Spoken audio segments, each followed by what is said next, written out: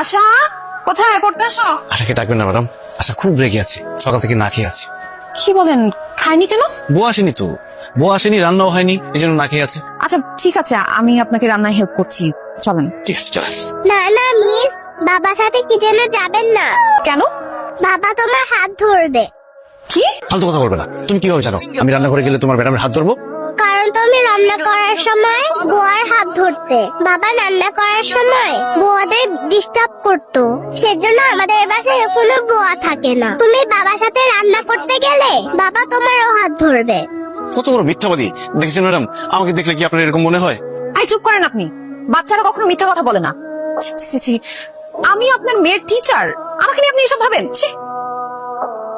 আচ্ছা চলো পড়তে চলো। ডাকছো কেন আমাকে? আমার খিদে পেয়েছে, আমাকে খেতে দাও। কিভাবে খেতে দিব? কিছু রান্না করিনি। রান্না করনি কেন? আমি এখন কি খাবো? তুমি কি খাবে সেটা আমি কি জানি? শোনো, রান্না বান্না হচ্ছে মেয়েদের কাজ। আমি ছেলে হয়ে প্রত্যেকদিন রান্না করতে আমার ভালো লাগে না। আচ্ছা ঘুম থেকে উঠো, সকাল হয়ে গেছে।